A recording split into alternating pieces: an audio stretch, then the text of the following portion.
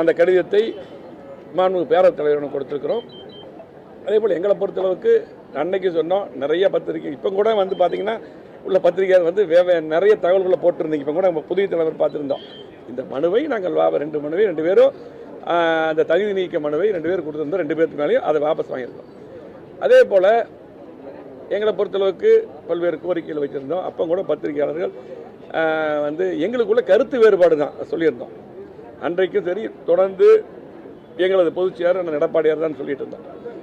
எங்களுடைய சில கோரிக்கைகளை வச்சுருந்தோம்.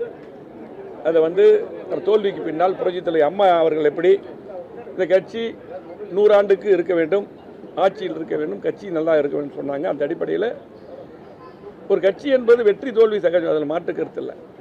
எந்த கட்சி தோல்விக்கு பின்னால் ஆராய வேண்டும், அந்த கருத்தை வச்சுருந்தோம். பொதுக்குழு கூட்ட வேண்டும் என்ற கருத்துக்கள் வச்சுருந்தோம். ஆகவே குழு அமைக்க வேண்டும் என்ற கருத்துக்கள் வச்சுருந்தோம். இப்படி வந்து பார்த்திங்கன்னா பல்வேறு கருத்துக்களை வச்சுருந்தோம்.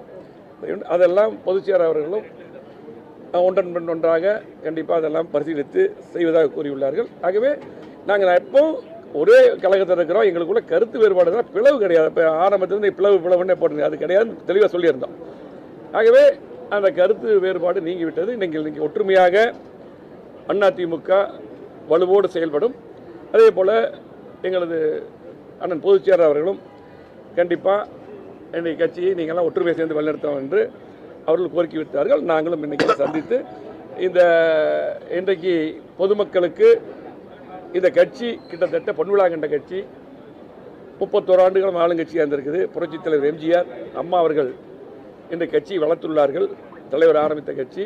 ஆகவே நாங்கள்லாம் பார்த்தீங்கன்னா நானாகட்டு அண்ணன் சி வி சண்முகம் அண்ணன் மற்ற விஸ்வநாதன் ஆகட்டு அண்ணன் விஜயபாஸ்கர் காமராஜ் இருக்கிறவங்க எல்லாருமே நாங்கள் எல்லாருமே தங்கமணி கூட எல்லாரும் கிட்டத்தட்ட எங்களது குடும்பமே கட்சி ஆரம்பத்திலிருந்து கட்சி குடும்பமாக இருந்தவர்கள். ஆகவே இந்த கட்சியை பொறுத்தளவுக்கு எங்களுக்கு இது உயிர், அதில் மாற்று கருத்து அன்றைக்கி தான் சொன்னது.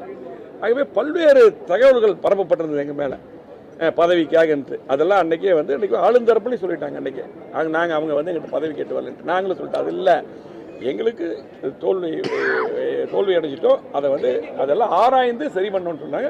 இன்றைக்கி நாங்கள் ஒற்றுமையாக இருந்து அதை சரி பண்ணக்கூடிய ஒரு வாய்ப்புகள் உருவாகிருக்கு. அந்த அடிப்படையில் நாங்கள் 2 பெட்டிஷன் வாபஸ் வாங்கிட்டோம். இனி புரட்சித் தலைவர் எம்ஜிஆர் அம்மா என்ன நினைச்சாங்களோ அந்த அடிப்படையில் அதிமுக வந்து சிறப்பான முறையில் வெற்றி அடை போகணும். அதை தான் இன்றைக்கி நாங்கள் பொதுச் செயலாளர் சந்தித்தோம். இன்றைக்கி அவர் அதான் சொன்னார், நாங்களாம் சந்தித்து இங்கே வந்து இன்றைக்கி பார்த்தீங்கன்னா வாபஸ் பெற்றுவிட்டோம்.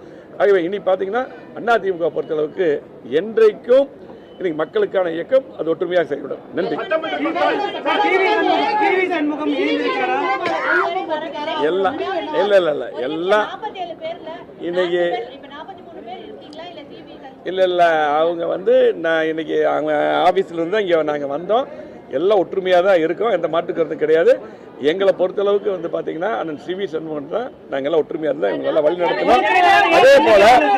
அதே போல் நீங்கள் வந்து அதாவது எல்லா கேள்விகளுக்கும் முற்றுப்புள்ளி என்பது நாங்கள் ஒற்றுமையாக இருக்கிறோம், எங்களுக்குள்ள எந்த பிரச்சனையும் இல்லை. அதிமுக ஒன்று கூடி விட்டது. ஆகவே கருத்து வேறுபாடு சரி செய்யப்பட்டது. சொல்லப்போனால் கருத்து வேறுபாடு பிரிவு கிடையாது, கருத்து வேறுபாடு. ஆகவே நாங்கள் ஒற்றுமையாக இருக்கிறோம். சி வி சண்முகம்னா எங்களோட இருக்காரு.